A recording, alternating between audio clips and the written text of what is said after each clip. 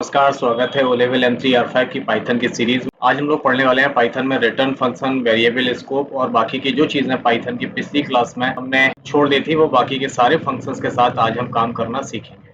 तो बढ़ते हैं इस ट्यूटोरियल में आगे और स्टार्ट करते हैं आज की class. Let's begin this topic.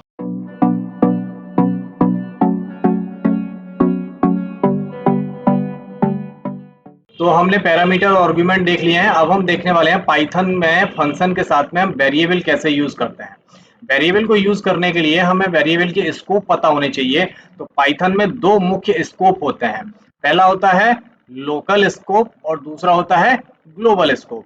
जब कोई वेरिएबल फंक्शन के अंदर डिफाइन होता है उसे हम लोकल स्कोप बोलते हैं, और जब कोई वेरिएबल फंक्शन के बाहर डिफाइन होता है और पूरे प्रोग्राम में चलता है उसे हम ग्लोबल स्कोप बोलते हैं। कैसे, वो भी देख लेते हैं। तो यहाँ पे लोकल और ग्लोबल वेरिएबल के अंतर मैंने बताया, प्रोग्राम बनाए, देख लेते हैं। यहाँ पे मैंने एक वेरिएबल लिया सबसे ऊपर x इज इक्वल टू 10। अब ये एग्जाम्पल का है ग्लोबल वेरिएबल का है। अब फंक्शन यहाँ से फंक्शन स्टार्ट हुआ, फंक्शन से पहले ही हमने वेरिएबल डिक्लेयर कर दिया, इसलिए ये कहलाता है ग्लोबल वेरिएबल। अब इस वेरिएबल को हम कहीं भी यूज कर सकते हैं। मैंने यहाँ पे फंक्शन के अंदर इस वेरिएबल में x इज इक्वल टू 5 डाल दिया। अब ये वेरिएबल कौन सा हो गया? ये लोकल वेरिएबल, क्योंकि ये फंक्शन के अंदर है। जो हमारा फंक्शन का स्कोप ये है, ये हमारा फंक्शन है। तो फंक्शन के अंदर अगर कोई वेरिएबल यूज हो रहा है तो वो लोकल वेरिएबल कहलाएगा। अब यहाँ पर हम इसे प्रिंट करेंगे तो ये x इज इक्वल टू, तो x के अंदर 5 प्रिंट करेगा। और अब हम यहाँ फंक्शन से बाहर आ गए, यहाँ पे हमने सो फंक्शन यूज किया है, और हम फंक्शन के बाहर आके जब x को प्रिंट करवाएंगे तो क्या प्रिंट होगा? यहाँ पे 10 प्रिंट हो, क्योंकि ये वाला x ये वाला प्रिंट करेगा और ये वाला x ये वाला प्रिंट करे। चला के देखें तो अंतर समझ में आ जाएगा लोकल और ग्लोबल वेरिएबल कैसे काम करता है। एक वेरिएबल लिया हमने x इज इक्वल टू 10 और एक फंक्शन बनाया डेफ सो नाम से, और इसके अंदर हम यहाँ पे प्रिंट करवा लेते हैं। हमने यहाँ पे x को प्रिंट करवा लिया, ठीक है, सिंपल, बस इतना ही करवाते हैं। अब यहाँ पे हम फंक्शन हमारा क्या था? सो नाम से फंक्शन था, फंक्शन को हम यहाँ कॉल करवा रहे हैं और यहाँ पर हम प्रिंट करवा देते हैं फिर से x को। अब देखो मैंने यहाँ 2 बार x प्रिंट करवाया है, एक फंक्शन के अंदर प्रिंट करवाया है और एक फंक्शन के बाहर प्रिंट करवाया है, ठीक है ना। तो अब दोनों में क्या अंतर आएगा? अब यहाँ पर हम एक काम करते हैं, यहाँ पे x की वैल्यू चेंज कर देते हैं, यहाँ पे x इज इक्वल टू 5 करते हैं। तो अब देखिए यहाँ x 10 है और यहाँ x 5 है, तो जो फंक्शन के अंदर होगा ये इतना ही में चलेगा, बस यहाँ आएगा तो ये वाला आएगा। चला के देखते हैं, देखिए पहले 5 प्रिंट हुआ फिर 10 हुआ, यानी ये फंक्शन के अंदर है, ये लोकल वेरिएबल केवल लोकल उतने ही एरिया में काम करेगा। जबकि ये x बराबर 10 ये ग्लोबल वेरिएबल है, तो ये पूरे प्रोग्राम में हर जगह इसमें 10 ही रहने वाला है। इसको हम ग्लोबल वेरिएबल बोलते हैं, जो ग्लोबली हर जगह यूज करते हैं उसे हम ग्लोबल वेरिएबल बोलते हैं। क्लियर? ऐसे ही मैंने यहाँ पर देखिए एक यहाँ पे वेरिएबल लिया है x इज इक्वल टू 20, एक फंक्शन बनाया है चेंज नाम से, और यहाँ पे अब यहाँ पे मैंने वैल्यू डाल दी x इज इक्वल टू 30, और फंक्शन के अंदर जब इसे प्रिंट करेंगे तो इसमें क्या प्रिंट होगा? 30 प्रिंट हो जाएगा। फिर मैंने यहाँ पे फंक्शन को कॉल किया है और फंक्शन के बाहर जब x प्रिंट होगा तो यहाँ पे ये प्रिंट होगा। सिंपल सी बात, इसको यूज करके देख लीजिए, कोई दोनों में अंतर नहीं है। बस हमें समझ में आ गया कि लोकल और ग्लोबल वेरिएबल होते क्या है। लोकल वो होती है जो एक लिमिट के अंदर, एक स्कोप के अंदर काम करते हैं फंक्शन या वेरिएबल, उसे हम लोकल बोलते हैं, और जो पूरे प्रोग्राम में चलेंगे उन्हें हम ग्लोबल स्कोप बोलते हैं। क्लियर दोस्तों? अब हम देखने वाले हैं passing a list as a parameter. अभी तक हमने पैरामीटर में सिंगल और डबल वैल्यू आर्गुमेंट के रूप में पास करके देख लिया है।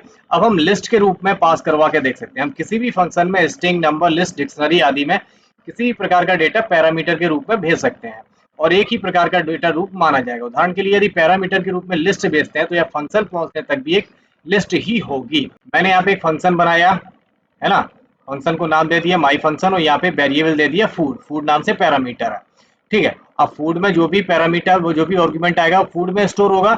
अब यहाँ पे हमने लूप लगा दिया फॉर एक्स इन फूड, जो फूड में आए वो कहाँ स्टोर हो? वो एक्स में स्टोर होगा यहाँ पे आके, और वो एक्स को प्रिंट कर देगा। अब मैंने यहाँ पे एक वेरिएबल बना दिया फ्रूट्स नाम से, और फ्रूट में मैंने यहाँ पे एक लिस्ट बना दी है।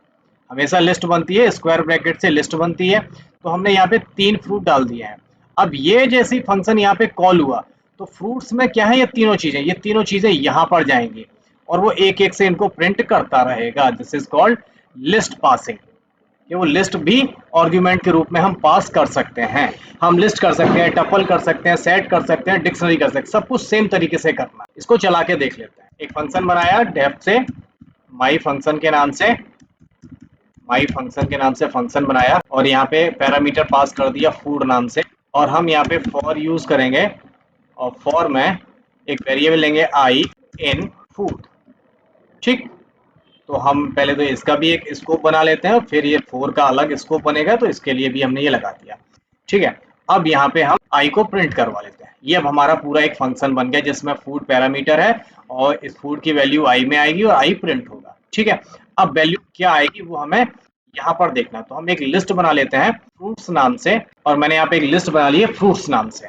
क्लियर, अब ये लिस्ट है, इसमें 3 फ्रूट हमने यहाँ पे कर दिए हैं और हम इस फ्रूट्स को भेजते हैं, फंक्शन को कॉल करते हैं, माई फंक्शन को फ्रूट्स में यहाँ पे हमने बुला लिया है। और ये डेटा कहाँ जाएगा, फूड में जाएगा। फूड की वैल्यू यहाँ आई में स्टोर होगी और इस एक एक से ये सारी चीजें प्रिंट होना शुरू हो जाएंगी। अब इसको चला के देखते हैं, सिंपल आपको यही तीनों आउटपुट यहाँ पे मिलने वाले हैं, line by line by line.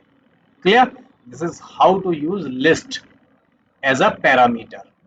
Parameter में हम लिस्ट भी, कि हमने यहाँ पे लिस्ट यूज करी, आप इसी तरीके से डिक्शनरी, सेट और टपल भी यूज करके देखिए। मैं यहाँ पे ऐसे 2-3 लिस्ट बना लेता हूँ, ये लो इस तरीके से मैंने बना। अब इसको नाम दे देते हैं फ्रूट्स 1, इसको फ्रूट्स 2, इसको फ्रूट्स 3, और ये हमारा था लिस्ट, तो हम इसको बना लेते हैं, इसको हम टपल के रूप में यूज करते हैं और यहाँ पे हम कर्ली ब्रैकेट यूज कर लेते हैं इस तरीके से।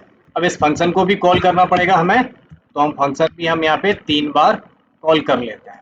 तो यहाँ पे हम फ्रूट्स कॉल करेंगे, यहाँ पे फ्रूट्स 1 कॉल करेंगे, यहाँ पे फ्रूट्स 2 कॉल करेंगे और यहाँ पे फ्रूट्स 3 कॉल करेंगे। ठीक है, कुछ यहाँ पे नाम बदल देते हैं, यहाँ पे कर देते हैं पपाया और यहाँ पे कर देते हैं ग्रेप्स, तो हमें अंतर समझ में आ जाएगा, और यहाँ पे कर देते हैं चेरी, यहाँ पे हमने चेरी कर दिया।